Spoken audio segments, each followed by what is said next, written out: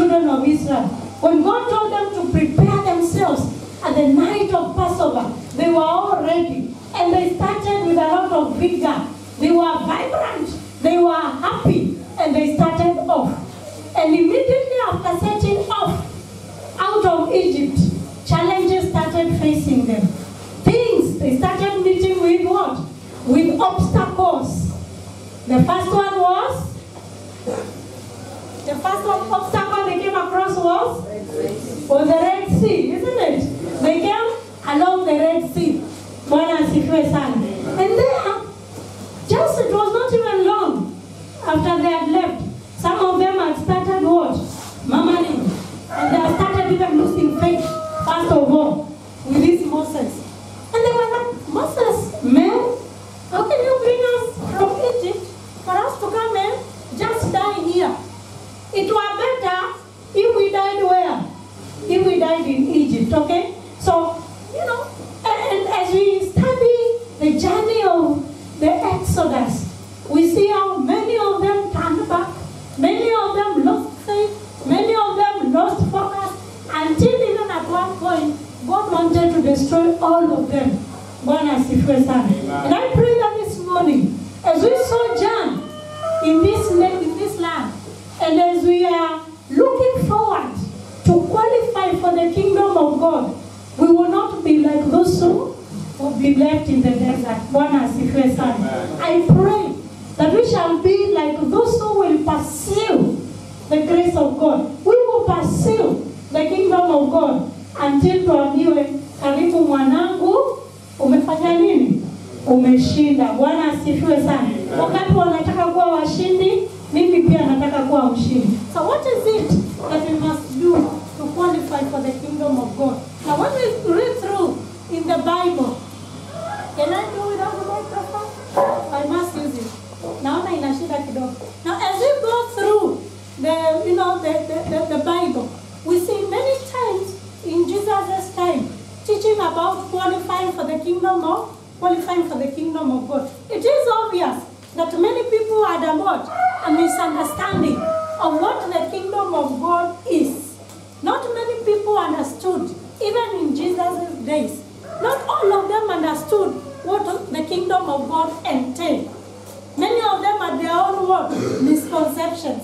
And that is why in them, waiting for the Messiah, they all did not understand the messianic ministry of Jesus Christ. Because in their mind, they had already a set mind of how the Messiah should look like. They had a set mind of what the Messiah should be, from which background he should be coming from which family he should be coming from, isn't it? And that is why when Jesus comes, or when Jesus came, and Jesus came from a humble background, kwanza walimkataa. That's the son of a carpenter. How can we have the son of a carpenter as what? As the Messiah? They disqualified him.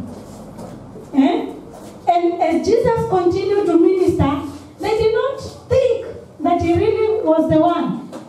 Because they had their own misconception. And up to the time when they put him on the cross, they were actually trying to terminate him. They were trying to tell him, no, you can never be our Messiah. And the reason being, they had a misconception of what the Messiah is. Now today, as Christians, many times we have a misconception of what the kingdom of God entails. We all have different opinions, some people. They have different opinions. We have set our own set minds about the kingdom of God should be like this. This is how things should go in faith. But let us look today. What is it that the Bible says about the kingdom of God and qualifying for the kingdom of God? In the book of Philippians, chapter 3. The book of Philippians, chapter 3. The book of Philippians is written by Apostle Paul. Apostle Paul being one of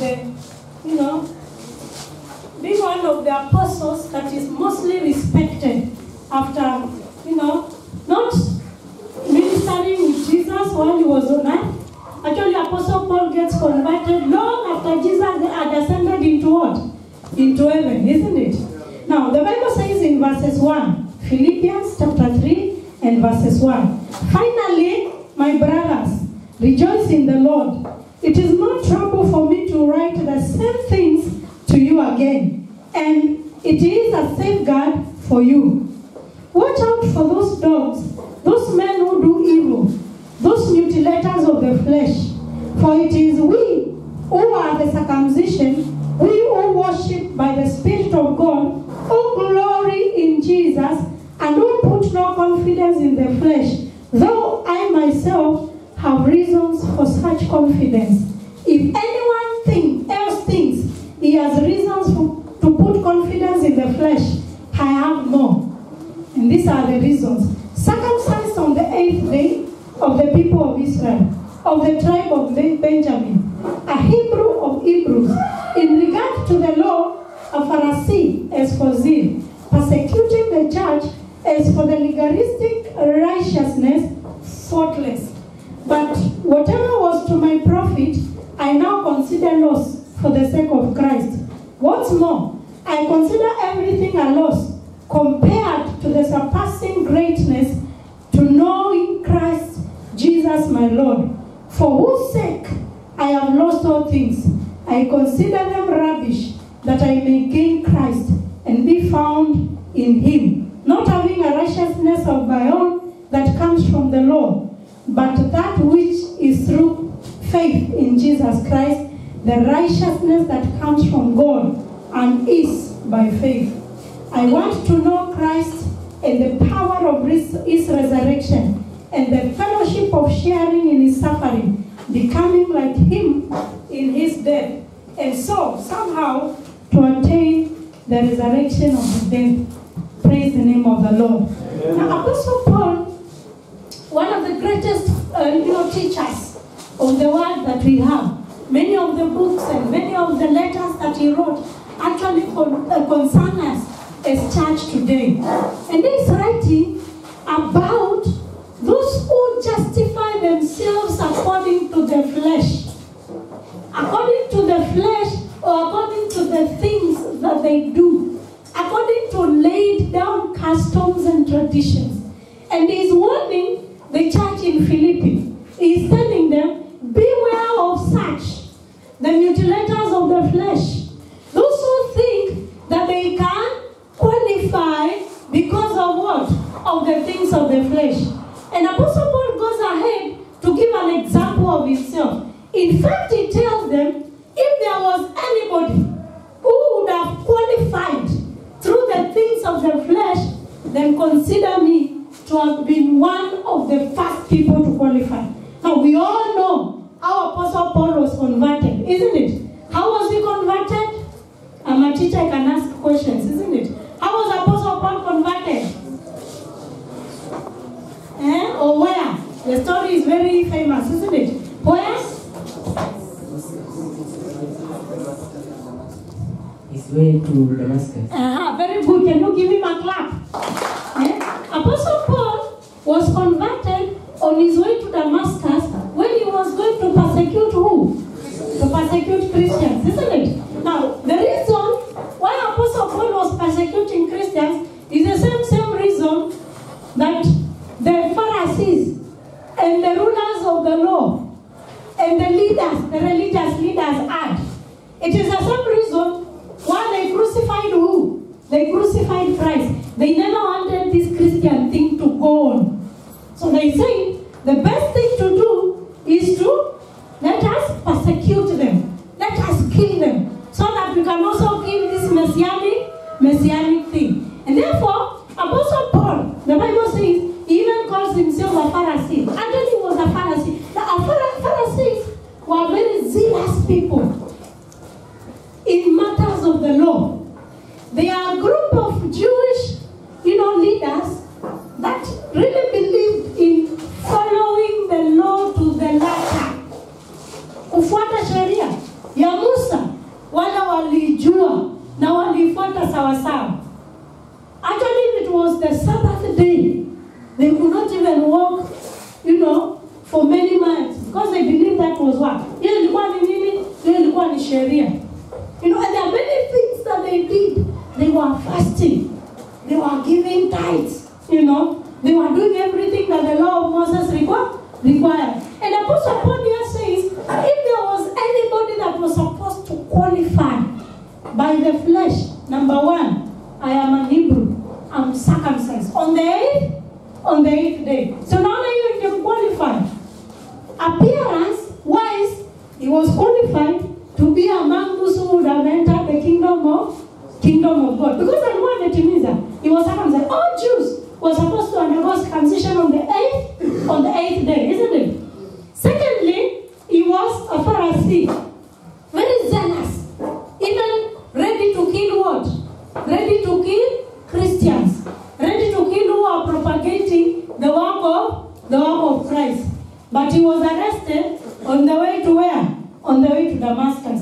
And if there was any law that required anybody to fulfill so that they can qualify, then Apostle Paul says, me, I am one of those people. I should have qualified long time ago. Actually, would not have had any encounter with Jesus on his way to where? To Damascus. Why? Because he was already what?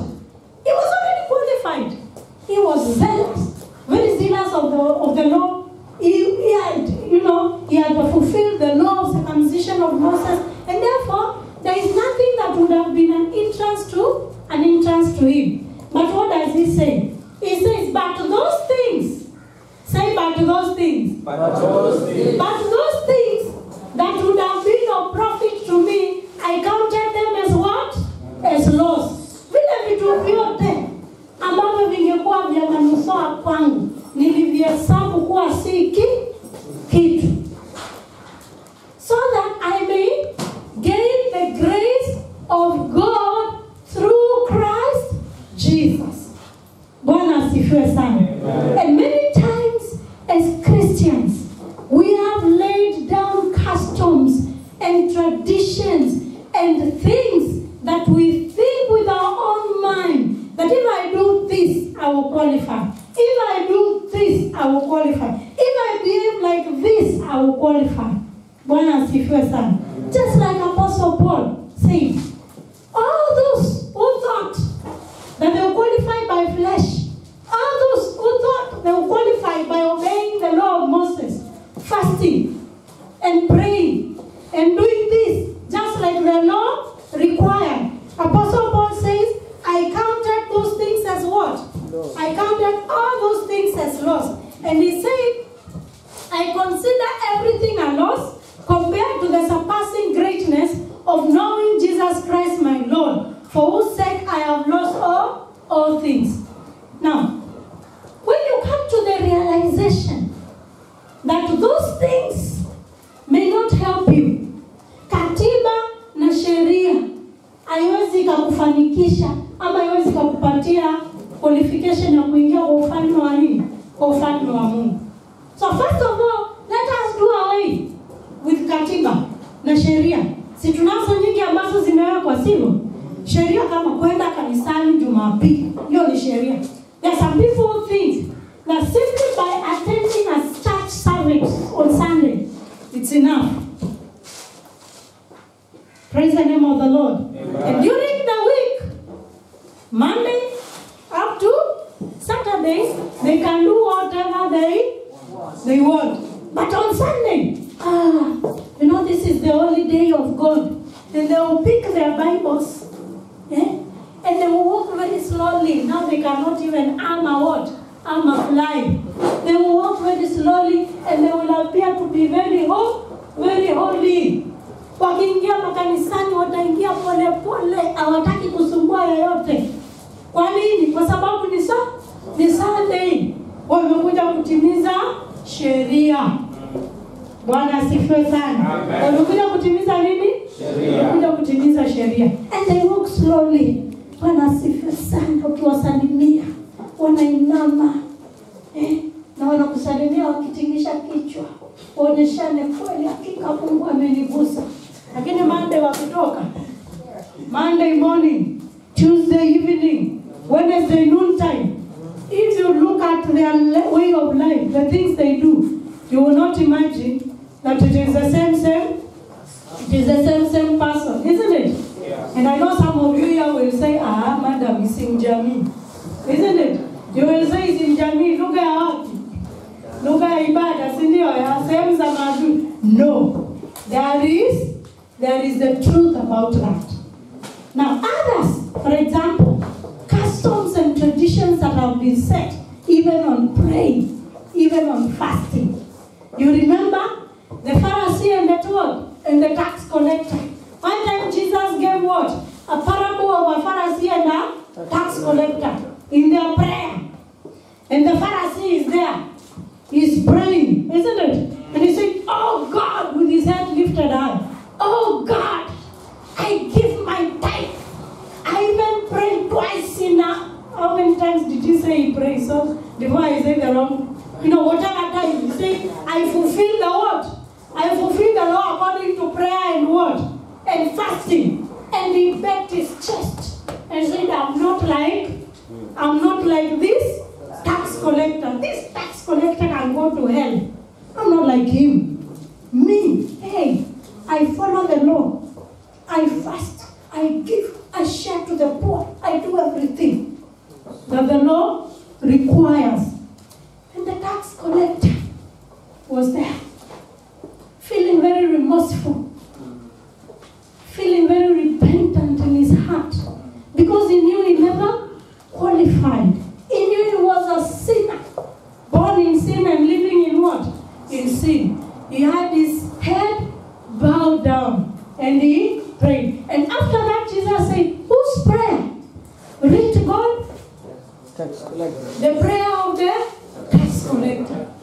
Another evidence that customs and traditions cannot qualify us to the kingdom of God. Look at the rich young man. The Bible talks about a what? A rich young man who went to Jesus. This one had a one-on-one encounter with Jesus, the Lord of salvation. And he went to Jesus. And he told Jesus what? What can I do to enter the kingdom of God? And Jesus looked at him, young man, una speed. Anataka haraka ambiwe. Ili kama ni kitu ya kutimiza, upesi atimize, si ndio? Because such are looking for things that they can do in the flesh to qualify them for the kingdom, si ndio? And you know it is very easy. If salvation and the kingdom was about the flesh, I'm telling you, everybody would qualify. The reason being, even up to today, we have people who are ready to die for the things of the flesh. Mambo ya flesh, he has no problem. He can die for them. You have seen suicide bombers, isn't it? Why do you think they bomb? Things of the what? Things of the flesh, isn't it? They do that. It doesn't matter to them. So this rich young man goes to Jesus and he asks him, what can I do? Tell me, what is it that I'm missing to do so that I may enter the kingdom of God, isn't it? And Jesus tells him to do what? John chapter 3. Jesus asked him first to fulfill the law of Moses, isn't it? Let's just read the story so that we know. That is Matthew 19, sorry.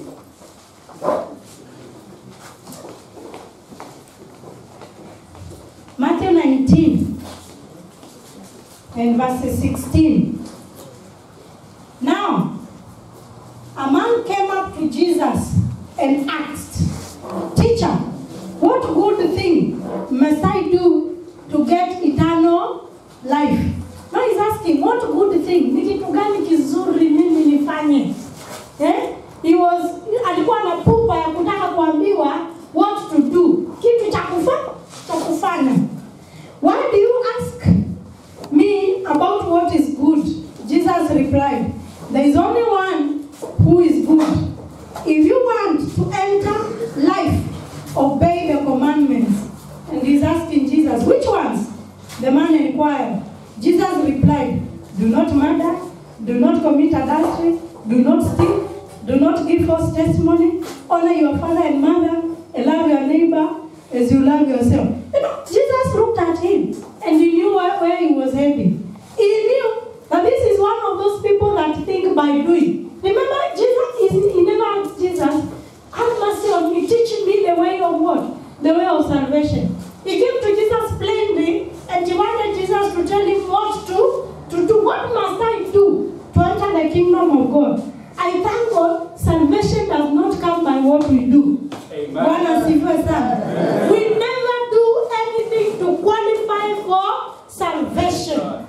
We get salvation because of what Jesus did, not because of what we do. Absolutely never. You can never do anything to qualify yourself for the kingdom of God. And therefore, Jesus knew that his mindset was about things to do. And Jesus decided, let me give you the whole law of what? Law of Moses, the 10 commandments. And he started off with him. Do this. Do not steal. Do not murder. Do not do this. Do not do the other. And this man is listening to what Jesus is telling him. And he's saying, man, I qualified long time ago. If it is only that, yes, umechelewa. You have come the wrong time because those things you are saying, I already did them. So he said, all things I have kept in verses 20. The young man said, what do I still lack? And Jesus answered, if you want to be perfect, go, sell your possessions and give to the poor, and you will have treasure in heaven. Then come and follow me. When the young man heard this, did he rejoice and say, yes, that's what I'm going to do very fast? Hey, how comes? And he had come to Jesus asking, what must I do to enter the kingdom of God? But Jesus knew his weak point. Jesus knew his weakness was surrendering totally to him. Surrendering what? Totally to him.